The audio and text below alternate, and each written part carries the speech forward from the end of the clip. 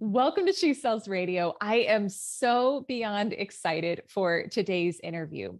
And if you have ever struggled with feeling like no matter what you do, it's not enough, or maybe looking like you have it all together on the outside, but on the inside, feeling like you have no idea what you're doing, or you're not happy with where you are, or you're struggling with confidence, today's interview is going to be transformational for you. And so my guest today is Nicole Kalil. She's the author of Validation is for Parking, which is the best book title ever.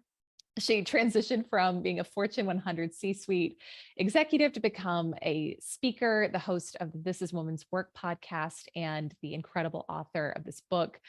She's also known as the Confidence Sherpa, which I love. And she's helped thousands of women reclaim their confidence so they can live authentically, both personally and professionally. Nicole, welcome to She Sells Radio. We are so, so glad to have you.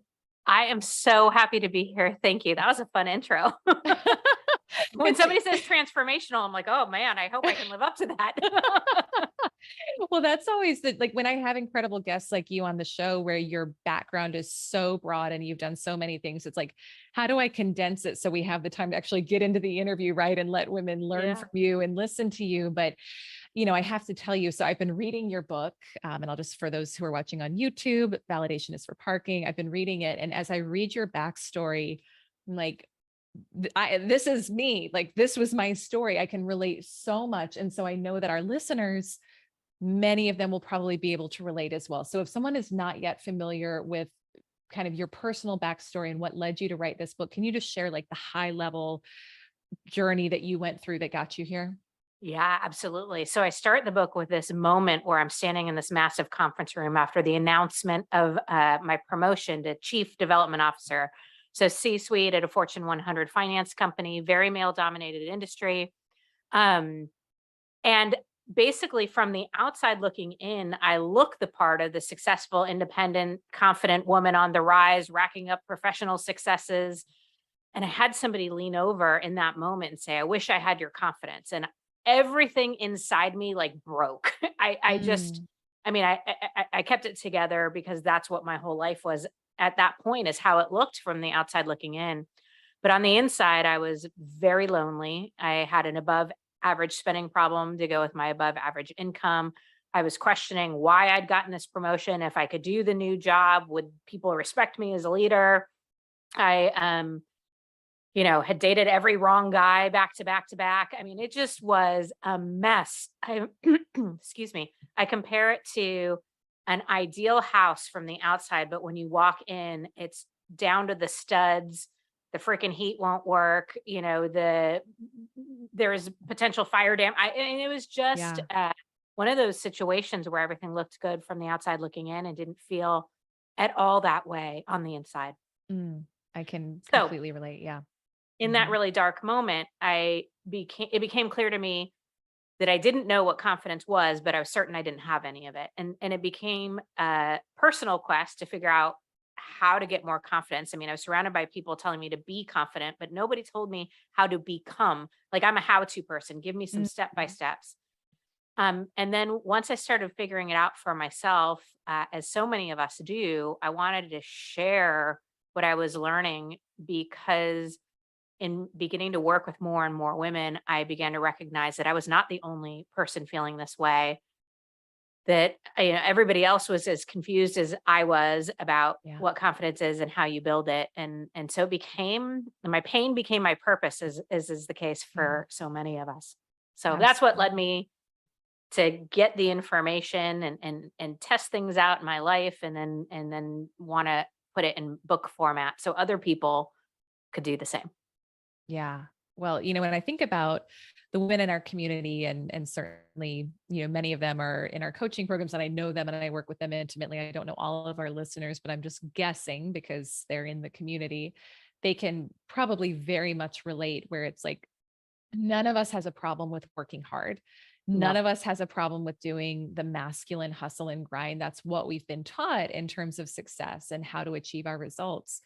And I think for most women, we reach a point, even though it may look different, but it's a similar point where you're kind of looking around and you're like, is this all there is? Right. And I Yeah. love the analogy of the house that you shared. I could completely relate. I had a similar moment in my 20s. You talk about this thing in the book called the confidence con. I would love if you could share what that is for our listeners. Yeah. So obviously a little bit of a play on words, the confidence con, right? But ultimately what I'm talking about is these mixed and false messages we're all getting everywhere we look about what confidence is and how you build it. So Mm, the messages we receive mostly tell us that confidence is something that we can buy or that is related to achieving something or some sort of result. So I call it this false equation. It goes like this: if X happens, or if I get X, then I'll feel confident. And it has us believing that our confidence is somewhere out there, like something or someone is holding on to it. And it's like some weird game of Where's Waldo, where we have to both find them and get them to give it to us. And mhm, it just doesn't work. If X happens, or if I get X, then I'll feel confident. We've all experienced this. What happens when we get X, and X can be a promotion, a certain level of income, a particular client, a certain number on the scale, fitting into a certain size, getting a certain compliment or certain form of validation, having perfectly behaved children. I mean, you fill in the blank, right? We all mm, have this X that we think if we get there, then we'll feel confident. What ultimately ends up happening is we get X, we feel happy temporarily, like we're excited for a period of time or for a moment, and then we need more of X. So for me, it mm, was promotions. If I get this promotion, then I'll feel confident. I'd get the promotion, I'd feel happy temporarily. And then it was like, oh, but if I get that next one, then I'll really know. Right. yeah. Or, think about it as followers on social media. If I get 50,000 followers, then I'll feel confident. You get 50, and then all of a sudden it's 100. And so you end up becoming addicted to X. And that is the exact opposite of what confidence is, or how you build it. And so it's confusing because Mhm. we get those messages in advertising, on social media, in our professional lives, that it is going to come to us by some external thing, and Yeah. it can be really confusing. Oh my gosh. Absolutely. Absolutely. And so is that why that's why it's never enough, right? That's what I'm Right. hearing you say. That's why no matter what, because it's still external, right? You're Right. still seeking it And that's externally. why it looks good to other people, but doesn't Mm. feel good to. That's how, for me, it's the best. It's the most obvious way I know if I've fallen into the confidence con. It's that it looks good from the outside, or that, I've checked a box, but the emotion and the feeling and the happiness and the trust and all the things that are supposed to come along with it, Yeah. they don't. Gosh. It's you talk about this in the book too, is the kind of the misconception that I think, especially for us as women, we have this belief that I'll be confident when I'm perfect in this area. Mhm. And it was so interesting as I was reading that the other day, I could even see, I feel like I've grown a ton in this area. I've done a lot of shifting from outer focus into doing the inner work.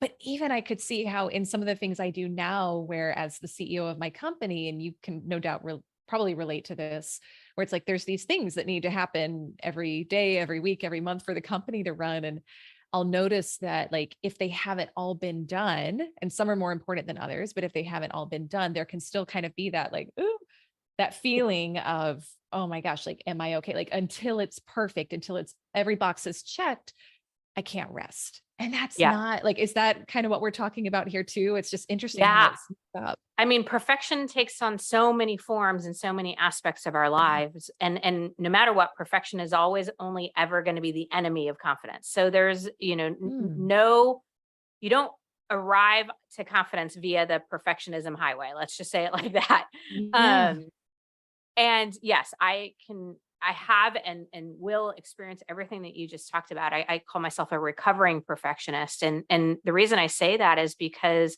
when I get really busy or when things get really tough, I have a tendency to still default to these Mm. old perfectionist tendencies. So, as you might imagine, launching a book is massively overwhelming and Yeah. way harder than I thought it was going to be. And I can't tell you how often, now that I look back, I defaulted to that Mm. perfectionist tendency, to the all the boxes needed to be checked, all the I's needed to be dotted, all the T's needed to be crossed, and everything. And like, it's amazing how quickly it happens. And now recognizing that when I do that, I can look at it and go, "Oh my gosh, I care more about how it looks than how it is." I think if I Mm. can control everything, then everything will be okay. And if confidence is about trust, which is what I would submit to you in the book, that confidence is when we trust ourselves firmly and boldly. We have the opportunity to trust in those gray areas and not default to being a control freak, or not default to everything needing to look a certain way, or not default to everything needing to be perfect. It can be real challenging. Mm. You know, so when gosh, you said so much there that was really important. I think one of the biggest things that like, I just want to sit and kind of like marinate. And as you said, perfection is the enemy of confidence. I think that's what you said. Yeah. Yeah. Which is really, really powerful to think about. But you said something else there that I wanted to talk about in this interview, which is you talk about trusting yourself is the kind of the key to confidence. And I smiled when I opened up the book and read that, because that's like when I think about the core message of what I aim to impart with this podcast and with my clients, it is that literally that line, trust yourself. That's to me Yeah. the key to it. How is what does that look like in real life? Like, I'm really curious because you just gave such a great example of with the podcast. And thank you for sharing that too, because it's so helpful for someone to hear. Okay, like she wrote the book and she still has it come up, Yeah. right? Oh, yeah. If I could just check, it's almost like this false sense of safety, right? If I can check these boxes and cross the T's and dot the I's, then I'll be okay. But it's still surface level. But then the core, like where our confidence really comes from, is trusting ourselves. Can you give some examples of what that looks like in real life and how, like, what the Yeah. difference would be for someone? Yeah. So I'll frame it in book launch, since I just Great. Yeah. brought that up. And by the way, I don't think that it looks any one way for all of us all the time, right? Like, Mm. however it feels and looks like for you to trust yourself is good. And I would argue that it's most impactful during the hard times. It's easy to trust ourselves when everything's going according to plan, when we're getting the results, when we're winning, right? Yeah. It's when things are hard or chaotic or overwhelming, or we're getting those mixed messages where it can be much more challenging, and therefore much more rewarding to choose to trust ourselves. So I'll give you the example. Book launch was very hard for me. And so a few things that I kept going back to as far as trusting myself. First, trusting that I was meant to write this book, trusting that is the very best book that I could write at this time in my life, given my experience, the information available to me, what I've tested out, and what I know. Trusting that, yes, as I grow and evolve, I'm probably going to be like, oh, I wish I would have wrote that, or hey, this it might be something else, or I could write better now. That's just part of life. But Yeah. I know I trust that I did the best I could in this space, trusting that my book isn't for everyone, and that it'll reach the right people at the right time that need and want this message, and that there are some people who aren't going to like it, and that's okay. I'm trusting that I will be okay, and I'll still know that I'm supposed to write this book even in the face of one-star reviews or no reviews. Yeah. Trusting that I did the right thing regardless of the result as it relates to sales, or obviously I have goals, but I really had to hold on to that trust of I did the best I could, and good enough was good enough, and I was meant to do this. I know that somewhere deep down, and all the other stuff is learning opportunity, growth opportunity. One door opens so others can, or closes so others can open. Who knows? There's so many things that could happen from here, but I had to hold on in the face of all of the other stuff to that trust, no matter what's going on around me. Think I'm curious to get your perspective. I'll share kind of how I look at it. And I want to hear if you have a different perspective or not. My personal belief is we come into the world trusting ourselves. And Yes, over I agree. time, that's eroded. Mhm. what do you think happens? Like, how does that start to happen, maybe specifically to women's journey? I'm so glad you said that because I agree completely. And it's really hard to find like factual evidence of that because we Yeah. can't talk to babies about whether or not they trust themselves.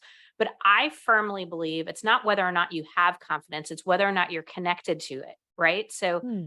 I think that we all have a trust, an inner knowing, an inner voice that lives inside of us. And it's just how much and how well are we listening? How connected are we?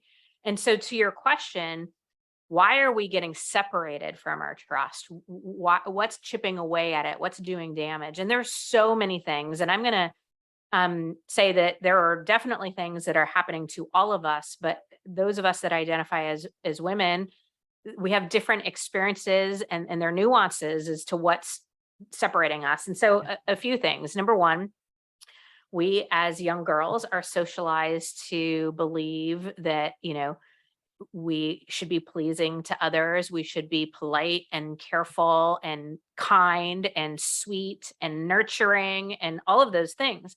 Nothing Mm. wrong with any of those things, but anytime we want or feel anything that's different, oftentimes we're made to feel wrong. Um, so, if I come into the house dirty after rough and tumbling out in the backyard, I might get treated differently than if a young boy does that. And then Mm. somehow I get the message that I did something wrong and we lose trust in ourselves.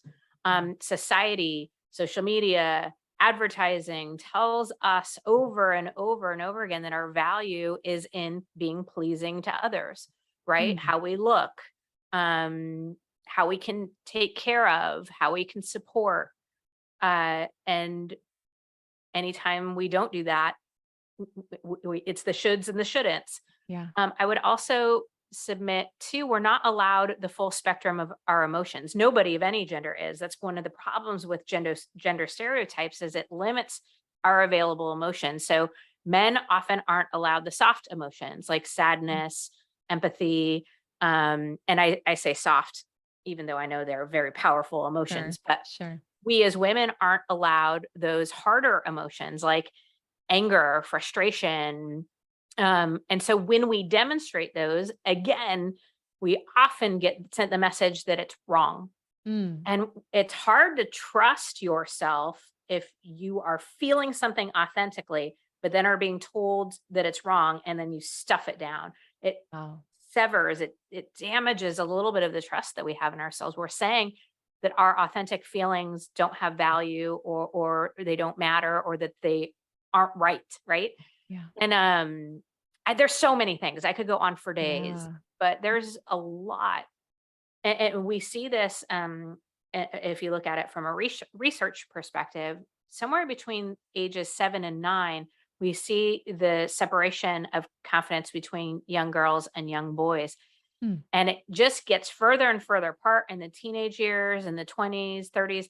It's not until we're in our 50s where we come back together. And then in our 60s, Wow. women actually have more confidence than their male counterparts. And I think part of that is because as men approach retirement in their 60s, so much of their identity, so much of their trust in themselves is aligned with career. Their Makes identity is sense. so wrapped up in what they do, and so that actually it can be a really challenging time. So the evidence is supporting this fact that as we get into our working years, and I know so many of your listeners are in sales or are Mhm. entrepreneurs, the reality is this is not universally true, but generally women are entering these working years and these business building years and these entrepreneurial years with less confidence than their male counterparts. And the last thing I want to say is, there are sales tactics, but nothing sells more than confidence. Ooh. People trust people who Mm. trust themselves. Wow. Um, so Say I that think there's again. Say that again. That what you just said is so important. Yeah. yeah, people trust people who trust themselves, right? The evidence shows this too. Again, this is research based. If given the choice to follow two leaders, people will always choose the more confident leader, even over the more competent leader. Hmm. which, by the way, I don't think it should be that way. We should definitely trust the most competent person in the room. Right. But the reality is people trust people who trust themselves. Wow. And so we as women, we have a tendency to over rotate on competence, right? If Mm. I just have enough experience, if I just have enough knowledge, if I just have enough degrees or research or whatever, then I'll I'll be able to do it. Yeah. But the reality is people make decisions, follow people based on confidence over competence, even though I Wow. don't agree that that should be how it is. It just is how it is. Yeah. Gosh, it's so fascinating. And what you said about for women, we don't typically start to kind of come back to that confidence in themselves until our 50s. That's a big gap. I mean, Huge. that's a big gap. And I think about on my own, I was kind of reflecting on my own journey as you said that. And it's like, it was probably I'm certain I'm still like growing in confidence and growing on that journey, but there was probably a good 15, 20-year gap where I know I really didn't trust myself, and just Mhm. all the different manifestations of that, from very similar to your story, unhealthy relationships, eating disorder, unhealthy habits, like all of that. Obviously, someone, if they want to like really see the path and the journey back to confidence through trusting themselves, they need to buy the book and read it. And we'll tell them where to get the book in a moment. But what can we start to do if if someone is listening and they're like, I realize I truly have been seeking validation in all areas outside of myself. I don't even maybe know what it would look like to trust myself. Yeah. How do we start to go back to reconnect with ourselves in that way? Yeah, so I give 5 confidence builders in the book, and those are action. Action builds confidence, one foot in front of the other towards what matters. We can't think, hope, or fingers and toes across our way into trusting ourselves. Yeah. We act our, and I don't mean act as in like fake it till you make it. That's not what I'm talking Mm. about. I mean just getting into action, doing something towards what matters. Yeah. Um, Failure, which is surprising for a lot of us, but getting messy, making mistakes, failing, having fears, facing your doubts, all of those things serve to build our confidence. So that's why perfectionism is really chipping away at it. It doesn't allow any space for those things. Right. Giving yourself grace, the way we talk to ourselves matters. There's a meme that says, You spend the bulk of your life inside of your own mind. You might as well make it a nice place to be." And I Yeah. love that. And that's what we're Yeah. talking about here. Like, talk to yourself the way you would someone you love. Hmm. Such a huge confidence builder. The Can fourth we one, actually pause just super quick yeah, on that one before we go into the fourth? Because I think that one was transformational for me. And it's still an area where I noticed there's so much room for improvement. yeah. What How do we start to we just kind of listen to our thoughts, we write down, like, how do we start to get aware of how we're talking to ourselves and shift that? Because that, to me, that one is really, really, I mean, they're all important. Just in Yeah. my own lived experience, that one made a huge difference in terms of results. Yeah, I sort of joke about this. We got to give ourselves grace about giving ourselves grace. Like the reality is we Yeah, have it's spent true. however many years thinking the way that we do, and our brain Yeah. goes mostly to the negative, right? And we've talked to ourselves the way that we've talked to ourselves up to this point. So to think that any one exercise is going to change it in a day or in a week, Yeah. we got to give ourselves grace as we're giving ourselves grace. There are lots of ways to do this. Of course, mantras and affirmations. I have just this when a negative thought comes up in my head, or when I call it head trash, Yeah. when that kicks up for me, I just say gentle, gentle, gentle. And I just Mm. say it over and over as a reminder to be gentle with myself in the same way I would my best friend or my Yeah. spouse or my daughter. And then, uh, I can kind of figure out how I want to navigate out. In the book, I give a 3-step process. The first is to name it, Mhm. to call it what it is. This is my inner critic, or this is a negative thought, or this is head trash. The reason I think that's so important is because we interact with our negative thoughts as if they're truth, Hmm. as if they're fact based, and they're not. If it's, think about it like this: if you wouldn't say what you're saying to yourself to someone you love, then it is head trash. Your inner knowing or your, inner voice may challenge you. It may tell you things you don't necessarily want to hear, but always do it in a loving way, in the same way you would somebody you love, right? And so if it's Yeah. mean, if perfection is the enemy of confidence, then head trash is the bully of Oh, confidence. And so helpful. Yeah. Good if one. you're saying mean things to yourself, just call it what it is, name it. That's head trash, or that's my inner critic. Yeah. The second thing you want to do is what I call sort it. It's decide what you want to do with it. Is this something that can be recycled or brought back for some other purpose? Is this something that can be composted? Can it be used for your growth and development? Or is this just straight trash that needs to be thrown away, never to be seen or thought of again? Mm. And then the third step is to replace it. Replace what you're telling yourself with something you would actually say to somebody that you love. And again, this can be a challenge. This could be something you maybe don't really want to hear, but if it's coming from a place of love, you can replace it with something more kind, more productive, more empowered than what you were telling yourself in the first place.